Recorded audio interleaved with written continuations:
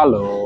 ဒီနေ့မှာတော့ကျွန်တော်မေးခွန်းလေးတစ်ခုမေးချင်တယ်အဲ့ဒါကဘာလဲဆိုတော့လေကျွန်တော်အခု play with time ban လေးလည်းပြီးသွားပြီပေါ့နော် play with time နဲ့ ban လေးကပြီးသွားပြီဖြစ်တဲ့အတွက်ကြောင့်ကျွန်တော်နောက်ထပ်ပေါ့နော်ဟိုမြန်မာဝက်ဆောင်လေးတွေကိုကျွန်တော်တတိချာချာလေးအခု trend ဖြစ်နေတဲ့ design လေးတွေရောတခြား design လေးတွေရောကျွန်တော်ပြချင်တယ်ဒါပေမဲ့ကျွန်တော်သုံးတဲ့ pattern တော့ရှိရပါတော့ကျွန်တော်သုံးတဲ့ pattern 2မျိုးရှိတယ်အဲ့ဒါကိုလည်းကျွန်တော်တင်ပေးမယ်လို့ရှင်းမှာကျွန်တော်ပြောထားခဲ့ရပါတော့အဲ့မှာအဲ့ pattern ဆိုရင်ကျွန်တော် Thai CM နဲ့လည်းကျွန်တော်သုံးတယ်ပေါ့နော် pattern တွေပါဆိုရင် Thai CM နဲ့သုံးတယ်နောက်တစ်ခုကကျတော့ကျွန်တော်လက်မအောင်မှာအစင်းမြင့်လက်မလေးကိုပဲကျွန်တော်သုံးတာတစ်ခုရှိရပါတော့အားလေးနှစ်ခုကိုကျွန်တော် sharing လုပ်ပြီးမယ်အဲ့ဒါကိုကျွန်တော်အစဆုံးပေါ့နော်ကျွန်တော်ရဲ့ pattern ကိုအဓိကကတော့လေဒီဟာလေးကိုလေ့လာခြင်းနဲ့ဆိုရင်တော့အခြေခံကိုလုံးဝဟိုလေ့လာခြင်းနဲ့သူဆိုရင်တော့ပို့ပြီးအဆင်ပြေတာပေါ့နော်ဟိုတခြား pattern သုံးနေတဲ့ pattern ပေါ့နော်ဥပမာ Thai CM တင်နေဆိုလဲလက်မနေရတယ်ပေါ့လက်မချုပ်နေတယ်စင်တီဘက်ကိုက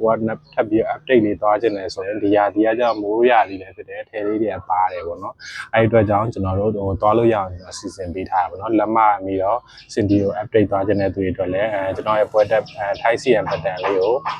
သွားကြည့်မယ်ဆိုရင်ပို့ပြီးတော့အဆင်ပြေရပေါ့နော်အဲ့မှာကျွန်တော် normal pattern လေးတွေကိုကျွန်တော်တစ်ခုချပြပေးမယ်ပေါ့နော်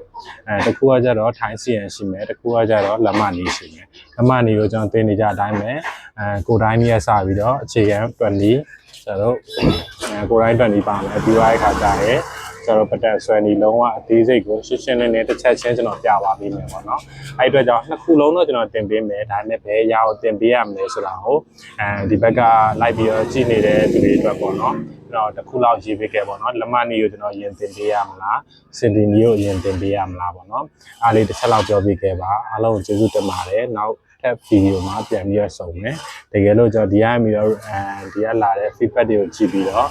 ဘယ်တော့လောက်ကိုဘယ်ဟာကိုရင်တင်ပေးရမလဲဆိုတာကိုတစ်ချက်ပြန်ပြီးတော့ကျွန်တော်ပြန်ပြီးလုပ်ပေးမယ်ပေါ့နော်အားလုံးကိုကျေးဇူးတင်ပါတယ်အခုပြီးခဲ့တဲ့ style man လေးလည်းအဆင်ပြေပါစေတကယ်လို့မပြေတာရှိရင်လည်းလာပြီးတော့မေးလို့ရပါတယ်အားလုံးကျေးဇူးတင်ပါတယ်လာမေးတဲ့သူတွေအကုန်လုံးလည်းကျေးဇူးတင်ပါတယ်